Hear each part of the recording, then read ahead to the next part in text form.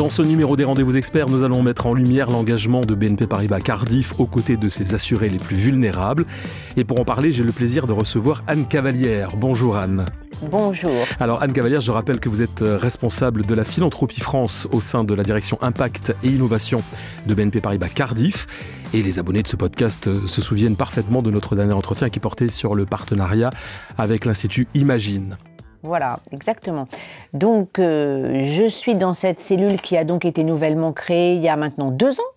Et nous avons porté 2 actions. Le partenariat noué avec l'Institut Imagine, qui est le premier institut européen de recherche contre les maladies génétiques, avec lequel nous nous sommes engagés sur une durée de 3 ans. Et la seconde initiative que j'ai le plaisir de venir vous présenter aujourd'hui, qui est la création d'un fonds d'action sociale que nous avons mis en œuvre en septembre 2023. Alors, ce fonds d'action sociale, c'est un engagement de BNP Paribas Cardiff auprès de ses clients, comme je disais, qui sont en situation de fragilité, qu'elle soit d'ordre personnel, financière, social ou sanitaire. Et ce fonds d'action sociale, pourquoi vous avez voulu le créer ? Alors effectivement, la création de ce fonds d'action sociale, qui est donc issu d'une démarche de la direction générale de BNP Paribas Cardiff, répond à 3 préoccupations. La première, vous l'avez souligné, c'est la volonté d'aller plus loin dans l'engagement auprès de nos clients. Beaucoup d'entre nous peuvent traverser une zone de fragilité, de vulnérabilité au cours de leur vie, et l'assureur se doit d'être présent à leur côté. La deuxième raison, c'est pour participer à l'élan social du monde de l'assurance dans son ensemble. Alors, peut-être que certains d'entre vous, entendant parler de fonds d'action sociale, feront le lien avec les mutuelles, qui historiquement ont été les premières à avoir ce type de fonds. Mais on constate que désormais, de plus en plus d'assureurs classiques, voire de banques assureurs, s'engagent dans cette voie. Et puis la troisième raison pour laquelle nous nous sommes engagés, c'est pour renforcer aussi la fierté de nos collaborateurs, parce que ceux-ci sont extrêmement sensibles du fait de leur métier, des contacts qu'ils ont quotidiennement avec les clients, aux situations de vulnérabilité. Alors, qui peut bénéficier des prestations de ce fonds ? Alors, les prestations de ce fonds sont réservées à nos clients. Donc, pour pouvoir prétendre à faire appel au fonds, il faut être détenteur soit d'un contrat emprunteur, soit d'un contrat de prévoyance, c'est-à-dire d'assurance décès, invalidité ou incapacité. Un point important à souligner est que, comme nous sommes partenaires avec l'Institut Imagine, nous avons voulu aller plus loin dans le cas des personnes touchées par des maladies génétiques. Dans le cas donc où un tel sinistre se produit, une telle maladie se produit, le fonds d'action sociale est accordé pour le bénéficiaire du contrat, mais aussi à sa famille, s'entendant son conjoint pacsé ou marié et ses enfants. Il faut savoir que dans la plupart des cas, dans plus de 70% des cas, ce sont les enfants qui sont touchés par des maladies génétiques et c'est donc un plus que nous offrons aux parents qui sont confrontés à cette situation. Alors aujourd'hui, nous cherchons bien sûr à élargir encore le champ du fonds d'action sociale au-delà des contrats emprunteurs et des contrats prévoyance. Mais il faut savoir que déjà, si on prend ce champ, cela représente plus de 5 millions d'assurés qui peuvent potentiellement faire appel à notre fonds. Alors vous venez de faire référence aux cas difficiles que peuvent rencontrer les assurés lors d'un accident de la vie et très souvent c'est d'un soutien financier dont ils ont besoin. Alors quelles sont les prestations qui sont offertes par ce fonds d'action sociale ? Alors, les prestations du fonds d'action sociale, elles peuvent être de 2 natures. La première consiste à prendre en charge tout ou partie du capital restant dû sur le contrat dès lors que les garanties ne permettent pas la prise en charge. Donc, on va parler par exemple des remboursements d'échéances de crédit pour sa maison qui ne se trouveraient pas couvertes au titre des conditions générales. Alors pourquoi ? Soit parce que la durée d'assurance a été écoulée, soit parce que le fait générateur du sinistre a eu lieu dans le cas d'une activité qui n'est pas couverte par le contrat. La deuxième possibilité d'intervention consiste en une prise en charge d'un certain nombre de prestations tout au long de la vie du contrat et indépendamment de la survenance d'un sinistre.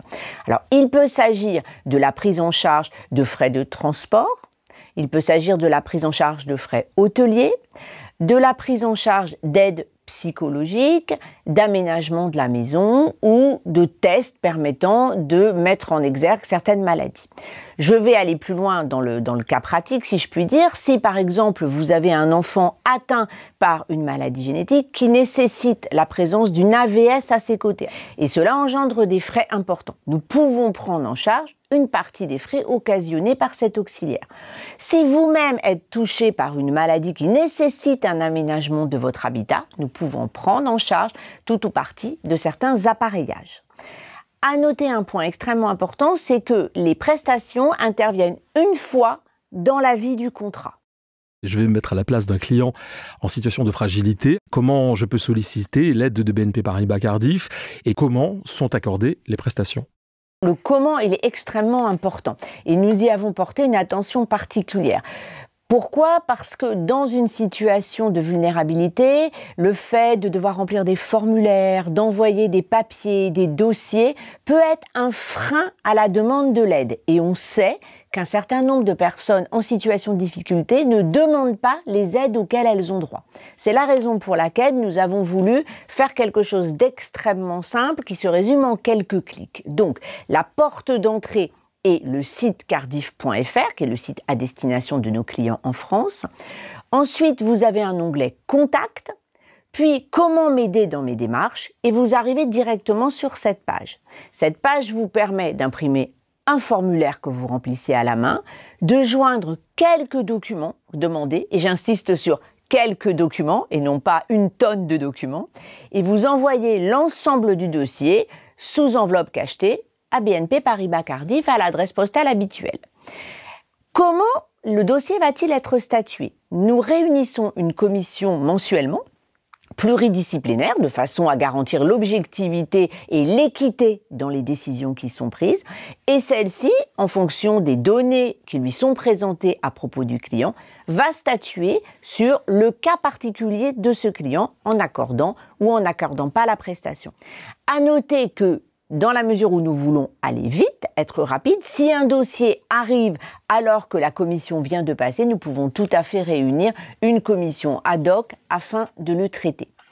Et ce, pour une raison simple, c'est que nous souhaitons que notre paiement intervienne rapidement. Parce que là encore, si on vous paye quelque chose 2 ans plus tard, ça n'a pas de sens. Maintenant, nous sommes encore au début, donc nous avons encore un flux de dossiers qui peut arriver et il faut qu'on soit toujours aussi réactif.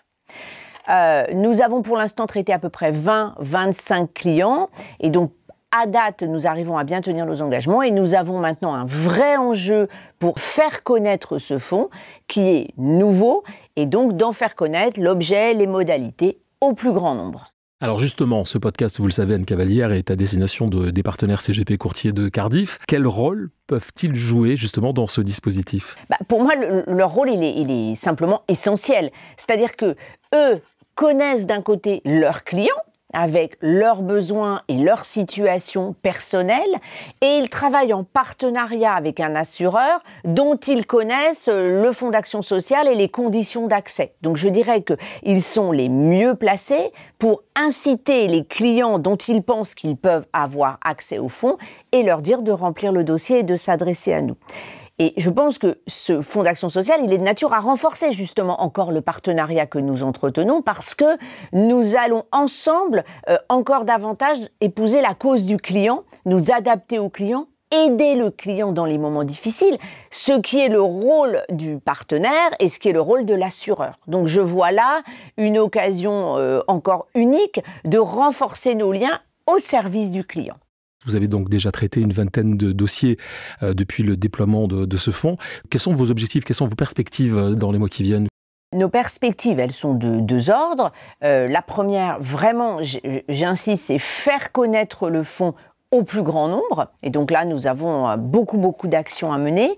Et puis, le deuxième axe, c'est d'élargir le champ du fonds, puisqu'aujourd'hui, il faut être détenteur d'un contrat de prévoyance, on pourrait aller plus loin et l'ouvrir aux détenteurs d'autres types de contrats. Donc nous avons une action à engager sur l'année à venir pour élargir le scope du fonds d'action sociale. Alors, bien sûr, qu'on ne se méprenne pas.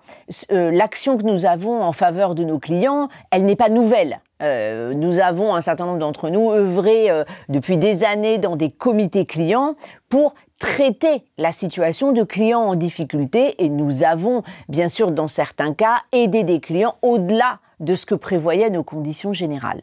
Simplement, la création du Fonds d'action sociale, elle répond à un objectif de BNP Paribas Cardif d'aller plus loin, puisque maintenant, elle affirme avoir un fonds d'action sociale et permet à chacun de le saisir directement. Donc, nous pensons que c'est là une nouvelle étape. Alors, je vous dirais, non pas rendez-vous dans 10 ans, c'est peut-être dans trop longtemps, mais rendez-vous dans 2 ans pour voir effectivement quelle communication nous avons pu mener et quels sont les premiers résultats tangibles de ce fonds. Le rendez-vous est pris. Le rendez-vous est pris, voilà. Et alors, sans attendre les résultats quantitatifs, je voulais en conclusion donner un premier résultat qualitatif et revenir finalement sur nos clients, parce que c'est eux qui peuvent dire mieux que nous ce qu'est le Fonds d'action sociale pour eux et quelle expérience ils ont vécue. Et donc, en manière de conclusion, si vous m'y autorisez, Gilbert, je vais lire le témoignage d'un client qui a fait appel au fonds il y a peu.